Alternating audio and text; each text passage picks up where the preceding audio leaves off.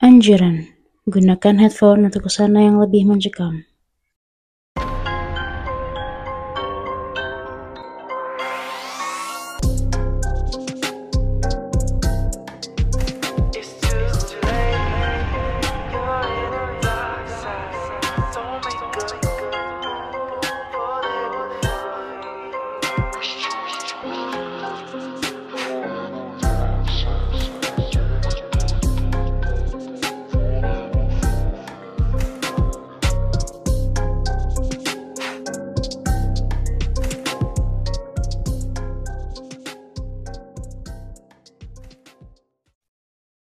Halo Tigeran, selamat malam.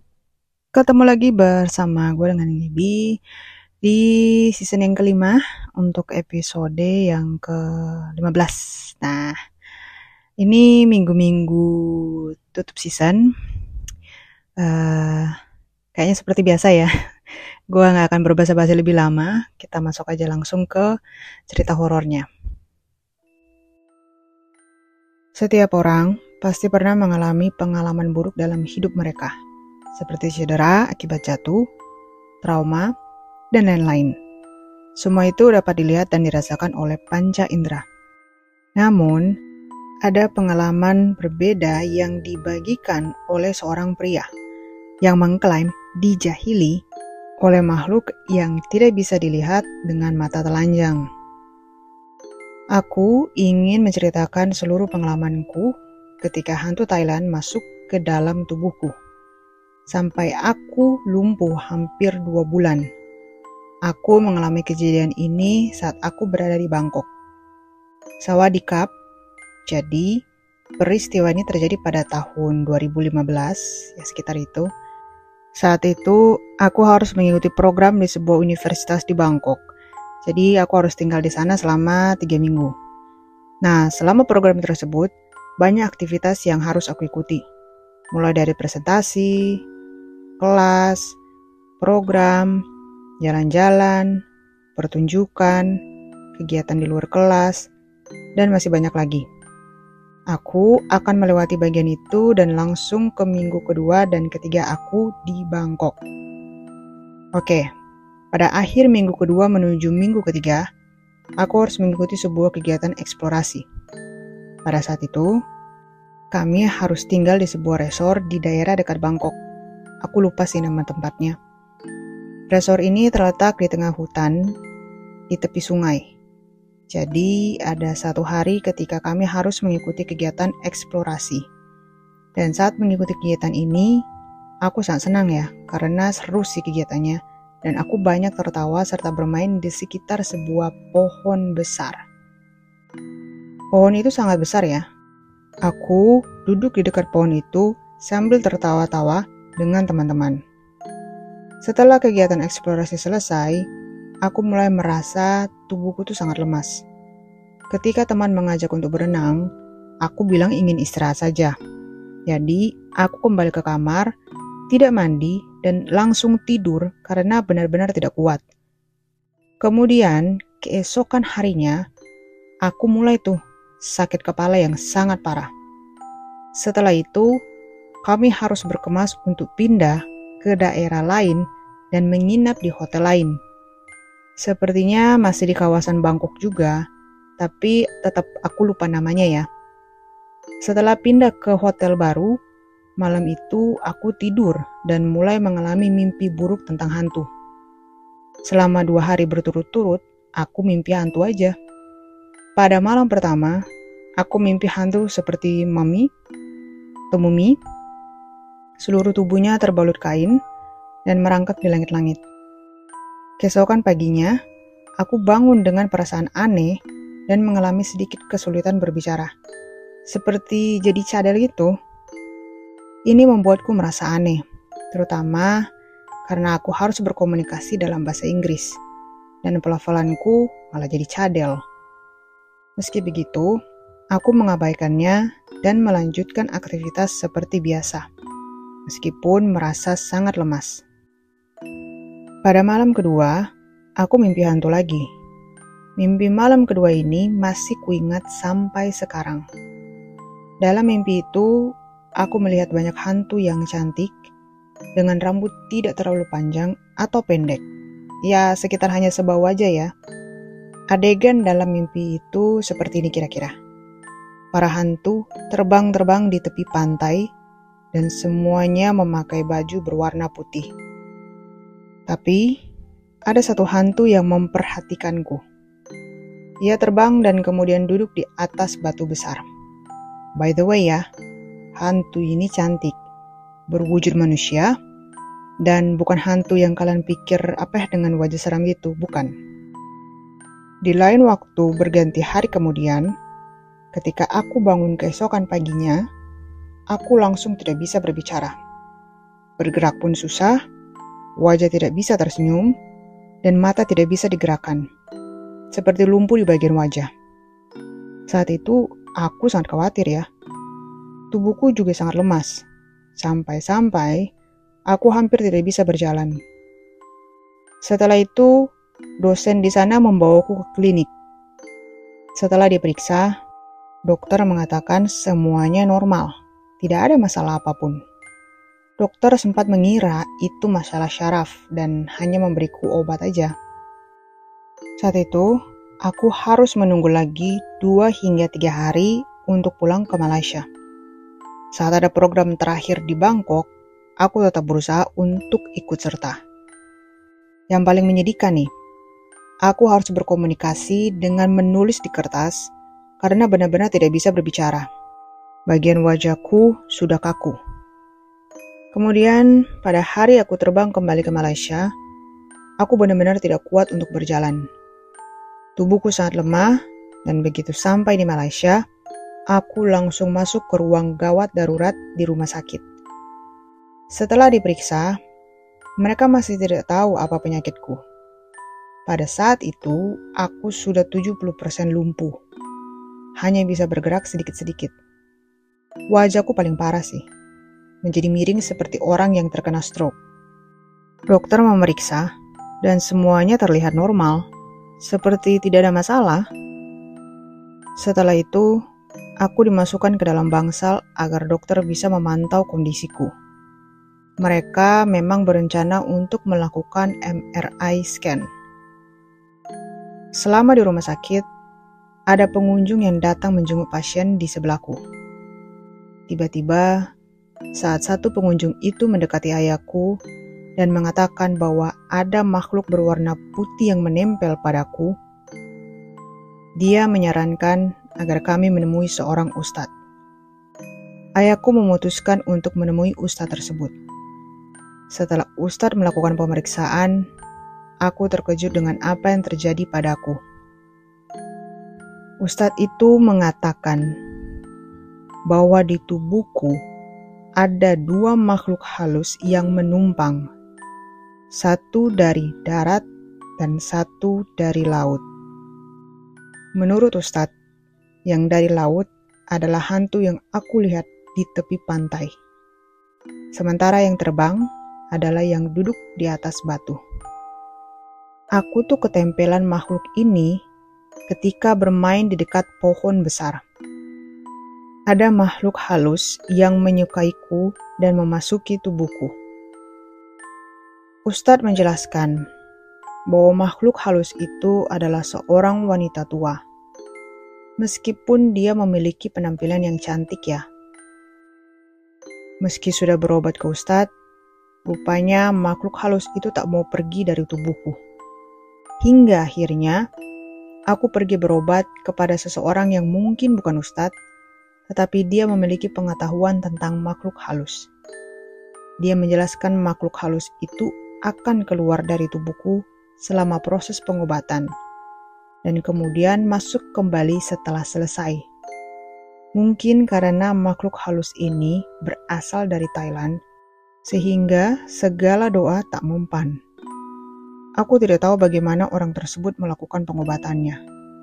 Namun, setelah beberapa hari kami memastikan keberadaannya dengan mendatangi Ustadz, ternyata makhluk itu sudah benar-benar pergi.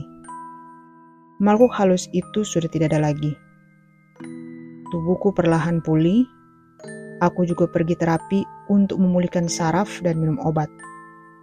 Jadi, setelah 2 bulan lumpuh, aku pun pulih sepenuhnya. Oke, Tigarans, demikianlah nih cerita horor untuk episode kali ini. Nah, gimana nih hantunya jauh-jauh dari Thailand, rela-rela terbang bersama, ya kan? Aduh, kasian banget ya ditempelin oleh hantu asing kayak gitu. Susah tuh pasti dia mulanginnya tuh, ngeluarinnya juga pasti. Makanya tadi udah sempat diceritain kan bahwa ada info sedikit perihal hantunya udah sempat diusir, udah sempat diobatin orangnya, tapi ternyata masuk lagi gitu hantunya, balik lagi. Karena mungkin hantunya mikir kali ya, aduh mana gua udah terlanjur ikut jauh-jauh lagi, udah pindah negara. Terus kalau gua diusir begini gimana caranya gua pulang kan? Mau nebeng orang lain gitu ceritanya. Gua harus kudu nyari pohon besar dulu gitu loh.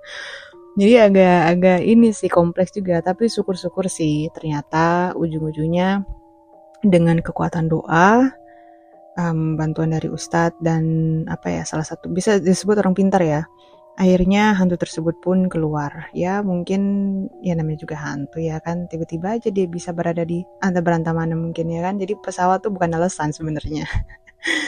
Gitu, mungkin kendala bahasa kali ya kan, yang harusnya lu harusnya ngusir gue pakai bahasa Thailand kali, ngapain lu ngusir gue pakai bahasa Malaysia, nggak masuk dong ya kan. Nah ini gue sebenarnya mau kasih sekilas info aja ya, sebagai penambah penutup cerita horor episode hari ini. Kalau ini kan udah mau minggu-minggu tutup season, ada hari spesial sebenarnya yang bakal terjadi dalam waktu dekat ini, asik.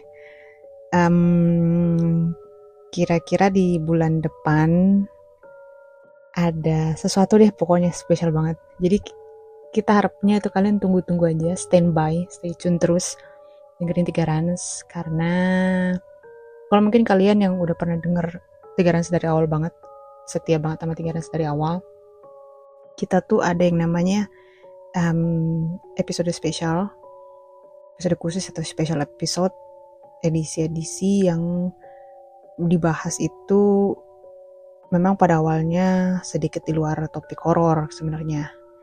Cuman nanti di bulan berikut, karena ada satu dan lain hal peristiwa khusus spesial banget deh pokoknya, ini kita mengadakan kembali special episode tersebut. Tapi edisi khususnya ini akan lebih kena ke horor sih sebenarnya, akan lebih banyak bercerita mengenai horor. Dan ini benar-benar cerita-cerita spontan dan yang udah kekumpul lah pokoknya segala macem akan terungkap nanti di episode khusus tersebut. Jadi ditunggu aja, dengerin terus episode-episode harian biasanya, dan nantikan dan saksikan bersama untuk episode khususnya tersebut. Rilisnya kapan ditunggu aja, oke? Intinya pastinya ini untuk memperingati hari ulang tahunnya Tigarans. Jadi kita berharap kalian pendengar setia Tigarans ikut merayakan dan bergembira bersama lewat episode khusus ini lah. Simple aja sih, kita nggak yang ribet-ribet, belum sampai ke sana pastinya. Ada faktor-faktor lain. Kita kasih sesuatu yang mungkin bisa sebagai bentuk tanda terima kasih juga mungkin ke kalian, walaupun sifatnya enggak wah banget, tapi kira-kira episode tersebut atau gift kita ke kalian dengan cara tersebut itu udah menghibur kalian lah, telinga kalian gitu intinya. Oke. Kira-kira segitu aja. Kita ketemu lagi nanti di episode berikut atau episode terakhir di season ini, episode penutup bersama rekan gua. So itu aja kali ya. Udah gue bingung nih mau ngomong apa lagi nih. Oh iya, seperti biasa jangan lupa berdoa, apalagi khususnya yang mau tidur, mau jalan, mau kemana-mana, ke tempat baru, ke gunung baru, apapun, bawa doa di dalam setiap kegiatan kalian dan aktivitas kalian. Oke, itu aja. See you and stay tuned with Tigeran. Bye-bye.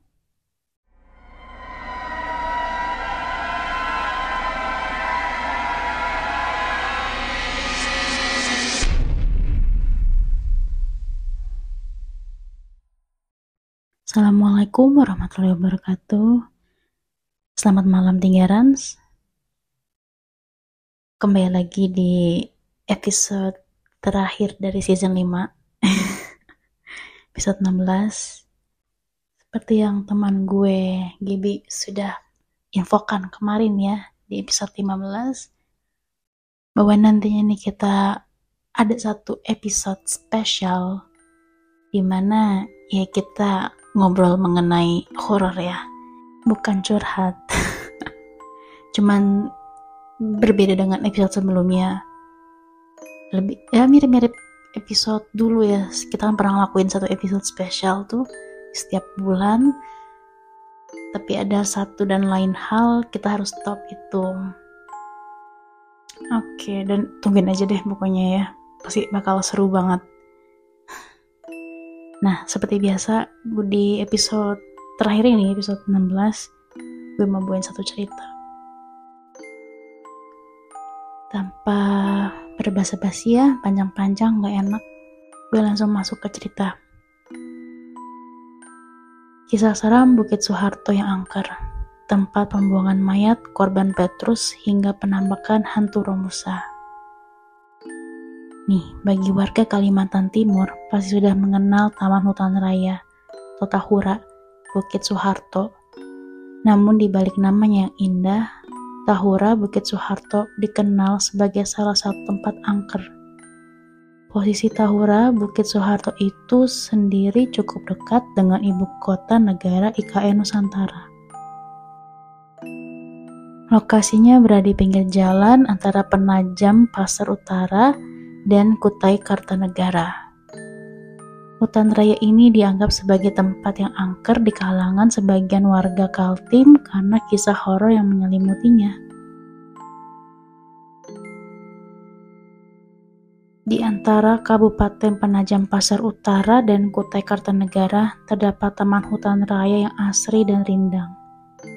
Namun di balik keindahannya terdapat cerita seram hingga membuat hutan raya itu jadi angker. Tahura Bukit Soeharto dulunya jadi tempat pembuangan mayat-mayat Romusa atau pekerja paksa zaman Jepang di Kaltim. Bukit Soeharto dulunya memang menjadi tempat para pekerja paksa Jepang. Saat mati, mereka dibiarkan begitu saja tanpa dikubur secara layak. Alhasil, hantu Romusa ini sering bergentayangan sampai saat ini. Penampakan hantu-hantu membuat korbannya hilang saat melintasi kawasan ini. Jika sudah hilang, korbannya biasanya sulit ditemukan.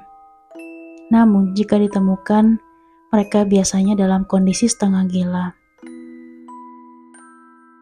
Menurut cerita, hantu Romusa biasanya akan menampakkan diri sebagai rombongan pekerja yang sedang mengangkat peti.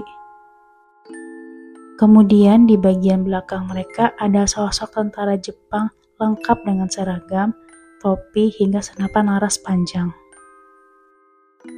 Seorang warga mengaku pernah diganggu oleh hantu Romusa ini. Saat itu dia sedang bekerja membuat jalan di Tahura Bukit Soeharto. Tiba-tiba dia melihat rombongan orang yang membawa peti sambil ditodong senapan.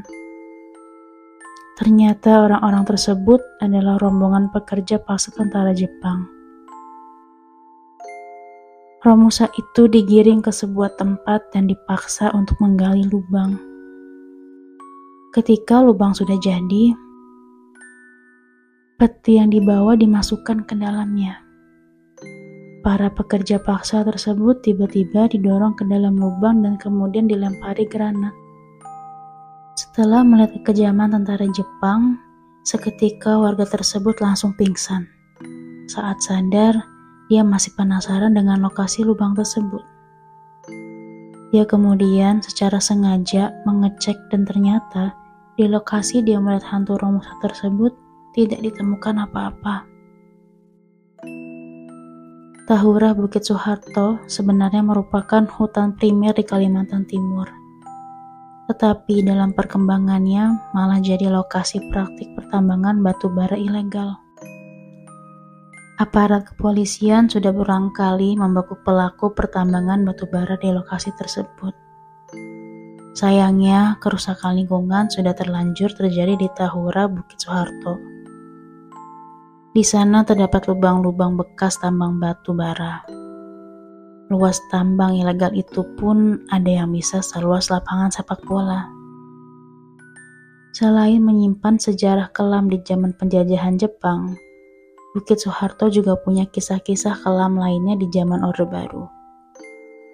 Saat di zaman Orde Baru, sempat terjadi peristiwa penembakan misterius atau Petrus terhadap para pelaku kriminalitas. Mayat-mayat para pelaku kriminalitas ini kemudian dibuang di Tahura Bukit Soeharto. Nah, sepasang suami istri menceritakan pengalamannya saat berkendara di malam hari. Pada saat itu, suami mencium aroma tidak sedap di dalam mobilnya. Namun sepanjang jalan sang suami diam saja. Di sisi lain, istrinya terus mengoceh tanpa henti sepanjang perjalanan. Setelah melewati Bukit Soeharto, sang suami menceritakan kepada istrinya tentang kejadian seram. Pada saat di perjalanan melintasi Bukit Soeharto, dia melihat sosok makhluk dengan wajah dalam kondisi rusak. Sang suami bercerita, suasana di kawasan Bukit Soeharto memang seram saat malam, karena minimnya penerangan. Tidak ada lampu penerangan jalan, dan hanya ada lampu sorot lalu lalang kendaraan yang melintas dalam perjalanan Balikpapan Samarinda. Ngeri ya. Taman Soeharto, ya kan? Tahura Taman Hutan Raya Bukit Soeharto. Gue baru tahu loh, dan jujur gue nggak tahu ada taman ini. Ya emang minim pengetahuan gue kali ya. Gue baru tahu ada Bukit Soeharto. Gue taunya tuh tempat tinggalnya Pak Soekarno yang di mana, Bandung itu bukan sih? Aduh, yang kayak lu kalau mau ke rumahnya ya, itu harus kayak lewatin jembatan gitu. Iya bukan sih?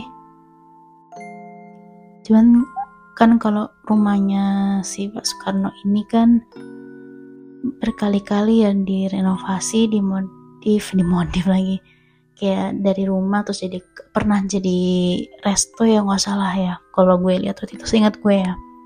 Terus sekarang malah nggak berpenghuni, kosong, dan menjadi apa ya, gue nggak tahu sih ya, gue nggak pernah lewatin soalnya, cuma pernah lihat di internet. Anyway, dari tempat pembuangan mayat Romusa zaman Jepang, terus ada apalagi tuh praktik tambang ilegal lah, penembakan korban penembakan Petrus. Ya ini sih emang kayaknya zaman-zamannya Bapak Soeharto ya. Gue jangan ngomong politik ke gue dah, gue gak akan tahu. Cuman ini kan hutan ya, kalau hutan itu sebenarnya ini yang gue dapat infonya aja ya, hutan kan emang tempat tinggal yang gak dihuni sama manusia ya, jadi bebas dihuni oleh makhluk-makhluk gaib itu. Nah mungkin bukan arwah tapi apa ya, jin-jin gitu ya, jin-jin yang ada di hutan itu sebelumnya, yaitu kayak mengimitasi, apa sih bahasanya, kayak ini loh yang ditakutin orang-orang sekitar sini gitu kan. Jadi mereka pakai arwah-arwah itu tuh, jadi kayak nyamar ya, bisa dibilang bikin orang takut. Itu sih pendapat gue ya. Jadi jin-jin ini nyamar jadi yaitu si apa namanya tadi, Romusa, orang-orang Romusa ya, pekerja paksa ini, atau mungkin juga mereka bermaksud ini loh, inget nggak sih? Ada banyak hal ya. Terus juga yang Petrus itu kan, terus tahu dari mana kalau itu korban penembakan Petrus nggak sih? Cuman ya lagi gue nggak tahu ya, mungkin itu dari mulut ke mulut atau gimana. Cuman itu tadi si jin ini tuh menyamar sebagai apa yang ditakutkan oleh manusia gitu kan, mengetes iman para manusia. Kuat nggak lo nih? Lo kan makhluk paling tertinggi, dalam artian ciptaan Allah yang paling tinggi itu kan, lo masih takut sama setan. Nah, istilahnya kayak gitulah ya. Gue nggak bisa ngomong banyak hal mengenai ini ya, lagi politik, sorry banget, gue nggak terlalu tertarik dengan politik jujur. Oke, anyway, gue mau ngingetin, jangan lupa ini di episode terakhir, episode 16 season 5. Jangan lupa di share episode ini dan episode sebelumnya. Lu follow podcast 3 Rans di Spotify, Twitter, TikTok, Instagram, dan YouTube. Oke, subscribe jangan lupa. Oke, dan satu lagi, tungguin episode spesialnya. Oke, gue akhir sampai sini dan kita akan bertemu di next season. Oke, bye bye.